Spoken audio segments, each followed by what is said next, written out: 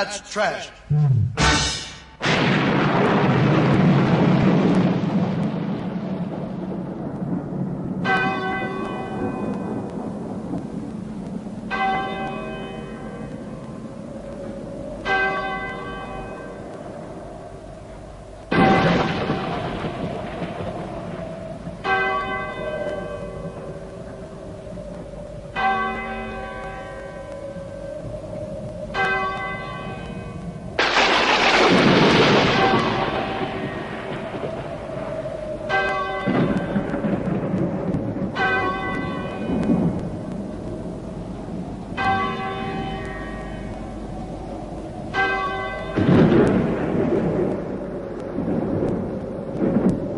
Last night I was digging in the cemetery. Up jumps a man who's all black and hairy.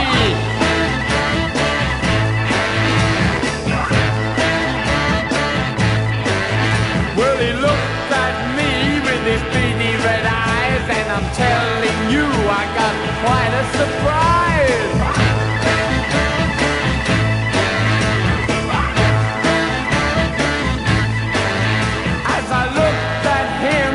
My legs turned to lead as the monster reared his ugly head.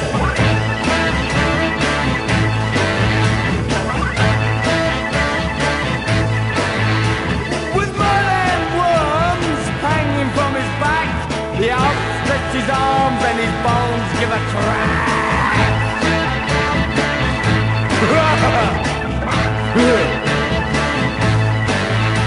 It was then that I realized it was time to go, so I dropped my shovel and sprang to my toes.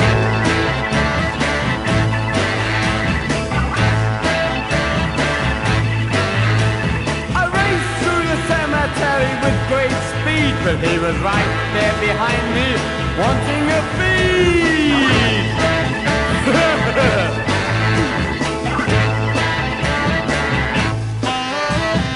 Then that I tripped, stumbled and fell. He screamed past me, heading for hell. I crawled through the graveyard, hands and knees. Come to the wall, I knew I was free. Free.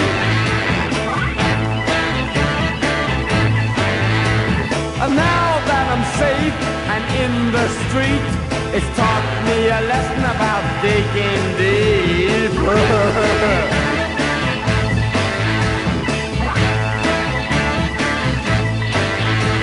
And now at home I cannot sleep, 'cause I'm always frightened of what I might meet. Yes, I'm always frightened of what I might meet. Well, I'm always frightened of what I might meet. Yes, I'm always frightened of what I might.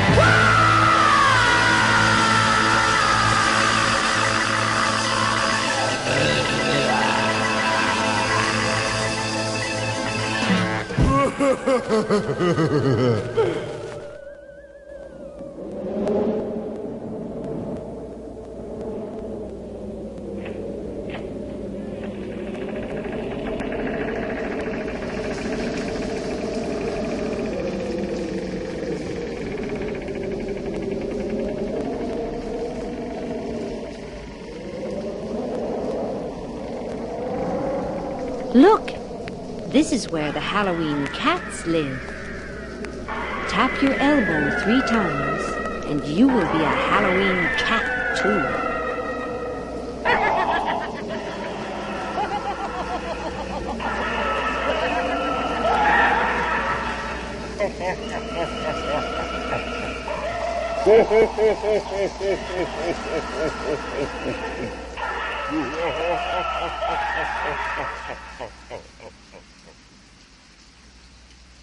A young couple is lost at night in the middle of the woods.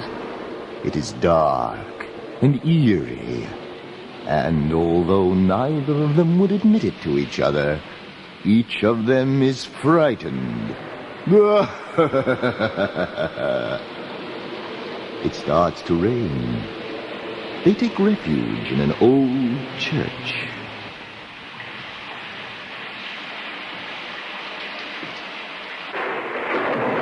You wait in here, Linda. I'll go get help. Yeah, it's dark, but at least it's dry. Jimmy? Is that you ringing the bell? I don't think it'll do much good out here at this hour. Jimmy, you trying to scare me? You are. It won't work.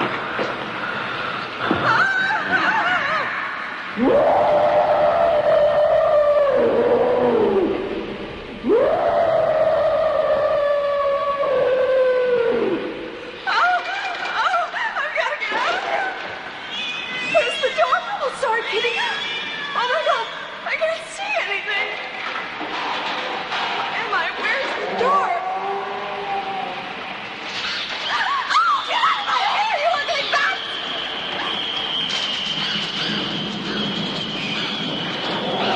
Oh, no, it's you!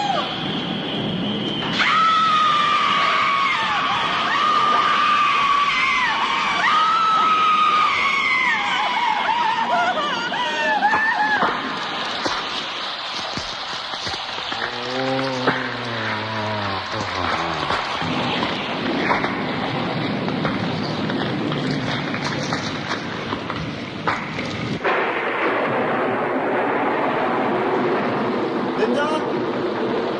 I found help. Linda? Linda, where are you? Linda, are you down here?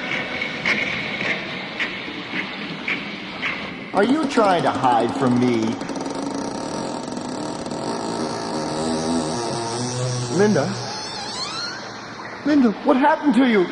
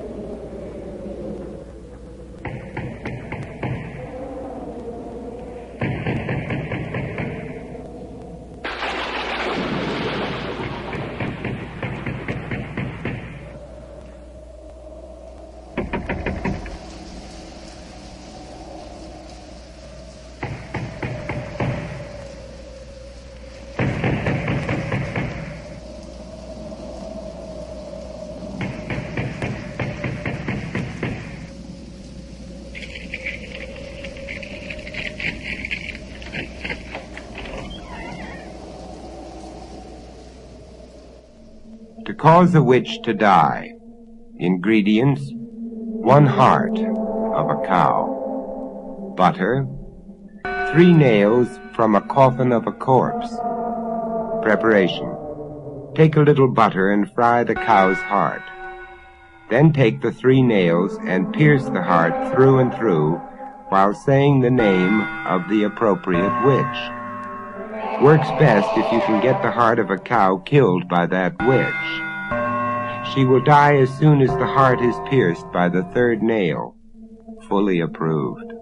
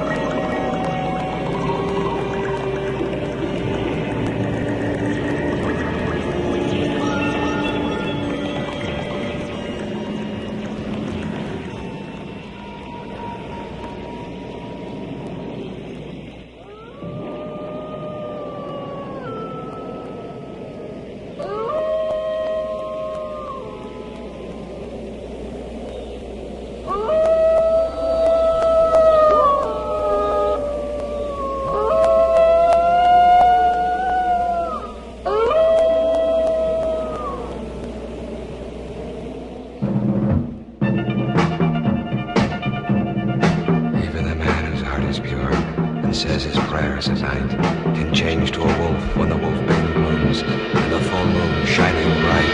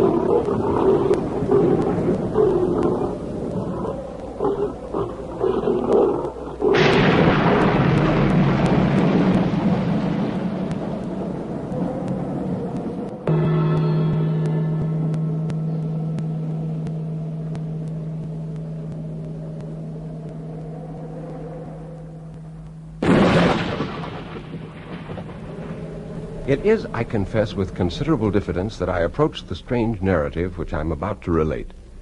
The events which I propose detailing are of so extraordinary a character that I am quite prepared to meet with an unusual amount of incredulity and scorn. I accept all such beforehand. I live at number 52A 26th Street in New York. The house is, in some respects, a curious one. It has enjoyed for the last 2 years the reputation of being haunted. My landlady had rented it, and we all moved in rather anticipating the unnatural noises, the opening doors, and fleet-footed furniture which had been sworn to by previous renters. After a month of psychological excitement, it was with the utmost dissatisfaction that we were forced to acknowledge that nothing in the remotest degree approaching the supernatural had manifested itself. Things were in this state when an accident took place so awful and inexplicable in its character that my reason fairly reels at the bare memory of the occurrence. It was the 10th of July. After dinner was over, I went with my friend Dr. Hammond to the garden to smoke my evening pipe. We lit our large meerschaums filled with fine Turkish tobacco, in the core of which burned a little black nut of opium. But our conversation was so morbid and concerned such dismal things that I brought it to a conclusion and went to bed. The room was practically in total darkness, but sleep touched not my bed, for over and over in my mind I had turned the grotesque talk we had just completed. While I was lying, still as a corpse, an awful incident occurred. Something dropped, as it seemed, from the ceiling plumb upon my chest, and the next instant I felt 2 bony hands encircling my throat, endeavoring to choke me. The suddenness of the attack, instead of stunning me, strung every nerve to its highest tension. In an instant, I wound my arms around the creature and squeezed it with all the strength of despair against my chest. In a few seconds, the bony hands that had fastened on my throat loosened their hold, and I was free to breathe once more.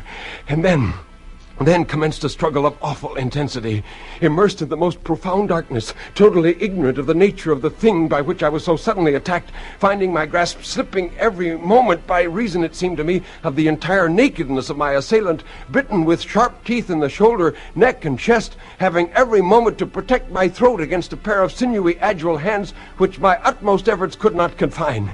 At last, after a silent, deadly, exhausting struggle, I got my assailant under by a series of incredible efforts of strength. Once pinned, with my knee in what I made out to be its chest, I knew that I was the victor. I rested for a moment to breathe. I heard the creature beneath me panting in the darkness and felt the violent throbbing of a heart. It was apparently as exhausted as I was. That was one comfort. With a large handkerchief I had placed under my pillow, I tied the creature's arms, and then, never loosing my hold for an instant, I slipped from the bed to the floor, dragging my captive with me. Quickly as possible, I turned up the gas full and turned to look at my captive. I cannot even attempt to give any definition of my sensation the instant after I turned on the gas. I suppose I must have shrieked with terror, for in less than a minute afterward, my room was crowded with inmates of the house. I shudder now as I think of that awful moment. I saw nothing. Yes, I had one arm firmly clasped around a breathing, panting, corporeal shape, my other hand gripped with all its strength a throat as warm, as apparently fleshy as my own, and yet I absolutely beheld nothing, not even an outline, a vapor. Just then Dr. Hammond entered my room at the head of the household, saying, "Great heaven, Harry, what's happened?" And I said, "Hammond, I've been attacked by something or other which I have hold of, but I can't see it. I can't see it." Harry, what's the matter with you? "I swear this is no vision, Hammond. Don't you see how it shakes my whole body with its struggles? If you don't believe me, convince yourself. Feel it. Touch it." Hammond advanced and laid his hand on the spot I indicated. A wild cry of horror burst from him. He had felt it. In a moment, he had discovered somewhere in my room a long piece of cord, and was the next instant winding it and knotting it about the body of the unseen being that I clasped in my arms. I was utterly exhausted, and I gladly loosed my hold. There was Hammond twisting the cord tightly around a vacant space. I never saw a man look so thoroughly stricken with awe. We picked up the thing and put it on the bed. The timbers of the bed creaked. A deep impression marked itself distinctly on the pillow and on the bed itself. We remained silent for some time, listening to the low, irregular breathing of the creature and watching the rustle of the bedclothes as it impotently struggled to free itself from confinement. The rest of the household had left the room. Dr. Hammond spoke. Harry, this is awful. Aye, awful. But not unaccountable. What do you mean? Let's reason a little, Harry. Here is a solid body which we touch, but we can't see. The fact is so unusual that it strikes us with terror. But take a piece of pure glass. It is tangible and transparent. A certain chemical coarseness is all that prevents it being so entirely transparent as to be totally invisible. It is not theoretically impossible, mind you, to make a glass which shall not reflect a single ray of light. And we don't see the air, and yet we feel it. That's all very well, Hammond, but these are inanimate substances. Glass doesn't breathe, air doesn't breathe. This thing has a heart that palpitates, a will that moves it, lungs that inspire and respire. Yes, but you forget the phenomena of which we have so often heard of late. At the meetings called spirit circles, invisible hands have been thrust into the hands of those persons round the table. Warm, fleshy hands that seem to pulsate with mortal life. What? Do you think, then, that this thing... I don't know what it is, but please the gods I will, with your assistance, thoroughly investigate it. This we did. The next day we decided to take a cast of the creature. This would give us a solid figure and satisfy all our wishes. First we administered chloroform to stop its activity. In 3 minutes we were enabled to remove the fetters from the creature's body, and the plaster of Paris was applied. In 5 minutes we had a mold, and before evening a round facsimile of the mystery. It was shaped like a man, distorted, uncouth, and horrible, but still a man. It was small, not over 4 feet and some inches in height, and its limbs revealed a muscular development that was unparalleled. Its face surpassed in hideousness anything I had ever seen. It was the physiognomy of what I should fancy a ghoul might have. It looked as if it were capable of feeding on human flesh. Having satisfied our curiosity and bound everyone in the house to secrecy, it became a question what was to be done with our enigma. It was impossible that such an awful being should be let loose upon the world. I confess that I would have gladly voted for the creature's destruction, but who would shoulder the responsibility? The most singular part of the affair was that we were entirely ignorant of what the creature habitually fed on. Everything in the way of nutriment that we could think of was placed before it, but was never touched. It was awful to stand by day after day and see the clothes toss and hear the hard breathing and know that it was starving. 10, 12 days, 2 weeks passed, and it still lived. The pulsations of the heart, however, were daily growing fainter and had now nearly ceased. It was evident that the creature was dying for want of sustenance. While this terrible life struggle was going on, I felt miserable. I couldn't sleep. Horrible as the creature was, it was pitiful to think of the pangs it was suffering. At last, it died. Hammond and I found it cold and stiff one morning in the bed. We buried it in the garden. It was a strange funeral, the dropping of that viewless corpse into the damp hole. The cast of its form I gave to a museum on 10th Street in New York. As I am on the eve of a long journey from which I may never return, I have drawn up this narrative of an event the most singular that has ever come to my knowledge.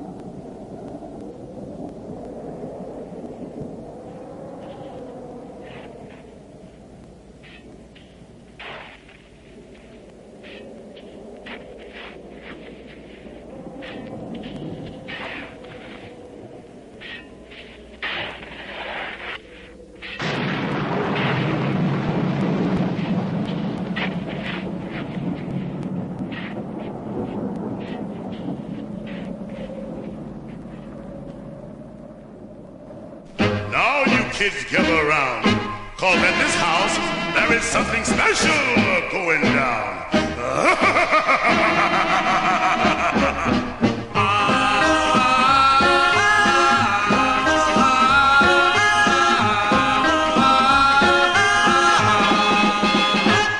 There's a knocked out cat by the name of Frankenstein. He got a great big house and a friend who's 6'9". Cause the night's tonight, you see the monster day gonna creep on down to the house of Frank.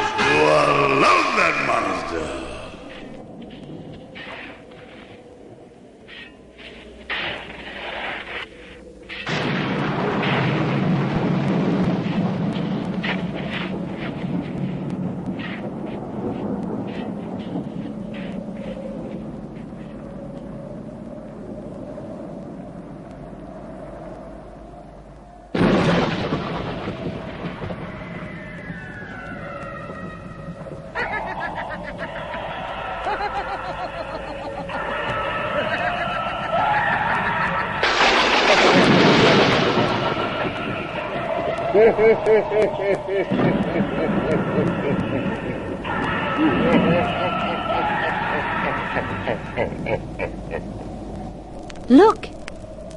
This is where the Halloween goblins live. Tap your knee 3 times, and you will be a goblin too. Stand in a circle round as a ring. Little green goblins dance and sing.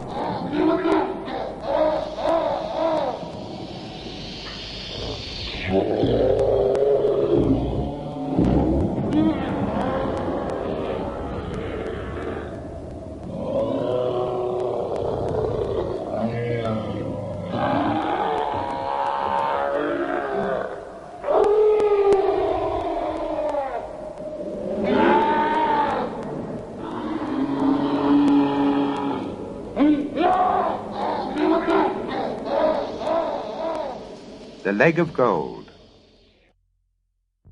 There was a rich lord who had a proud young wife on whom he lavished beautiful clothes and handsome jewelry.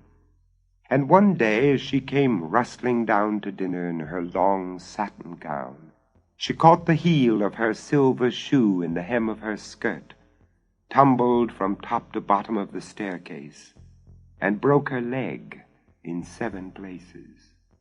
The rich lord sent for the doctor, and the doctor said, "Sir, I cannot mend this leg. I must cut it off." And he cut it off. Then the rich lord sent for a goldsmith, and bade him make his wife a leg of gold. And the goldsmith made it so beautifully, and fitted it on so cunningly, that it served the lady just as well as a leg of flesh and blood. And she went walking around in her beautiful clothes, and dancing and hopping and skipping about as merrily as she had ever done. So she and her husband lived for 7 more years without a care. And then one day, as she came running downstairs, all eager to show her husband how elegant she looked in the costly new gown he had just bought for her, what did she do but catch the high heel of her golden slipper in the hem of her long skirt, and tumbled from top to bottom of the stairs again, and this time she broke her neck and died. The Lord had her buried, gold leg and all, in a handsome grave, and put his whole household into expensive mourning. In particular, he dressed up his valet in black satin, and the valet preened himself before the glass and thought, "How handsome I am," for he was a very conceited young fellow. And then the valet had another thought. "My lady is dead. She has no more use for her gold leg, so why shouldn't I have it? Am I to remain a servant all my days, I, with my handsome looks and my fine manners? No, indeed. I will dig up that gold leg, melt it down, and sell the gold. Then I shall be possessed of a pretty little fortune, and can set up as a gentleman." So that night off he went to the churchyard, dug up the lady, wrenched off the gold leg, reburied the lady, carried the gold leg home, hid it in his wardrobe, and got into bed, well pleased with himself. But all that night a voice was calling from the churchyard, "Gold, gold, give me my leg of gold." Early the next morning the voice was still calling, and the grave-digger heard it. So he hurried to the Lord and said, "Sir, your wife will not lie quiet in her grave. She keeps calling and calling. Send someone to find out what she wants." The Lord ran to his wife's grave and said, "Dear wife, tell me what you want." And the voice came up from the grave, calling out, "Gold, gold, give me my leg of gold." "Dear wife," said the Lord, "your gold leg is buried with you." But the voice called again, "Gold, gold, give me my leg of gold." "Wife," said the Lord, "you are not being reasonable." And the voice called again, "Gold, gold, give me my leg of gold." "You have your leg of gold," said the Lord. "If you have nothing else to say to me, well then, good day. I will have some prayers said for you." And he went back home. But an hour later the gravedigger came again to the Lord. "Sir, your wife will not stay quiet. She keeps calling and calling. Send someone to her. So the Lord sent the lady's maid to the grave, and the voice rose out of the grave, calling, "Gold, gold, give me my leg of gold." "Madam," said the lady's maid, "you are wrong to complain. Your golden leg is buried with you." But the voice called again, "Gold, gold, give me my leg of gold." "Madam," said the lady's maid, "is this reasonable? If you have no more to say, I will wish you good morning. Your husband will have some prayers said for you." And she went back to the house. But an hour later the gravedigger came to the Lord again. "Sir, your wife will not stay quiet. She is calling louder than ever. Send someone to her, I pray you." And the Lord said to his valet, "Go you to the grave and see if you can quiet her." The valet began to tremble. "Master, I dare not go." "Do as you are told. Go, you coward." "Master, I dare not." Go, or I will shoot you." So the valet went, shivering and shaking. And as he went, he heard the voice from the churchyard calling out louder and louder, "Gold, gold, give me my leg of gold." So he came to the side of the grave, and his legs bowed under him. "Madam," he whimpered, "what do you want?" "It is you that I want," screamed the voice. And the lady came up from the grave, took hold of the valet, dragged him under the ground, and ate him up.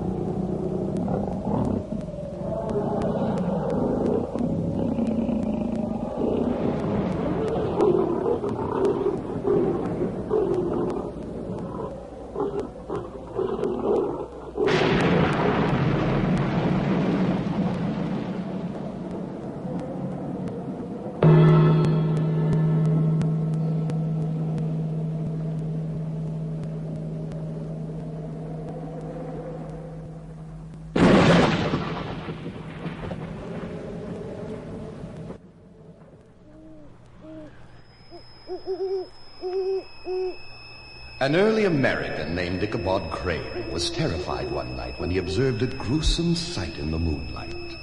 A ghostly white stallion galloped across the countryside carrying a ghostly rider. From the black hollow at his severed neck screamed his maniacal laughter. It was the Headless Horseman.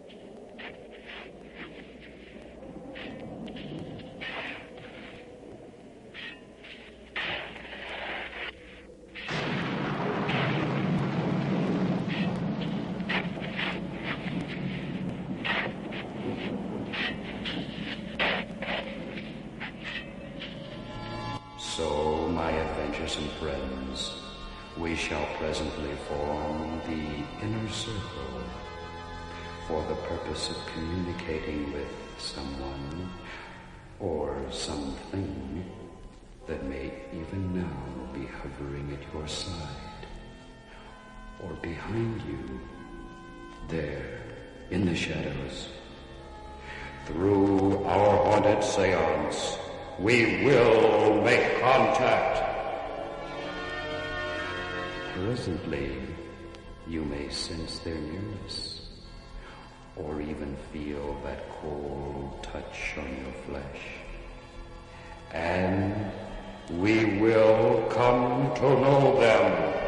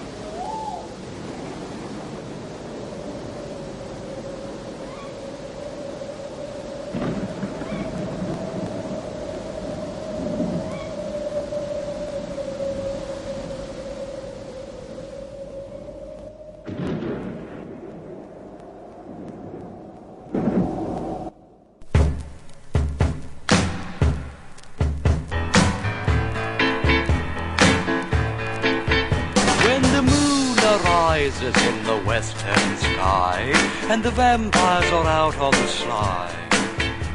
At times they have trouble finding necks to bite. That's why I concocted my new delight, my riboflavin flavored, non-carbonated, polyunsaturated blood. It's riboflavin flavored, non-carbonated, polyunsaturated blood. Drac came to me one night at 12 and said the blood bank had no blood on the shelf. I exclaimed, don't fret, I'll give you a fix of my newly regenerated mix. I gave him riboflavin flavored, non-carbonated, polyunsaturated blood. He gave him riboflavin flavored, non-carbonated, polyunsaturated blood. It gives you quick relief, you see, from fang aches and corpuscle deficiency. And after consuming my laboratory brew, it'll make a new vampire of you. It's got corn oil added, only 1 calorie, polyunsaturated blood. Drac enjoyed my brew without a hitch. Now he's one of those who'd rather fight than switch. If you're biting more necks, enjoying it less, try my new non-carbonated mess. My riboflavin flavored, non-carbonated, polyunsaturated blood. It's riboflavin flavored, non-carbonated, polyunsaturated blood. It helps promote perspiration odor. Polyunsaturated blood. It puts bad breath in ghouls. Why, our group had 21% fewer fangs. I got it, Tally. It makes a great Bloody Mary, too. Frank, you ought to try one of these things.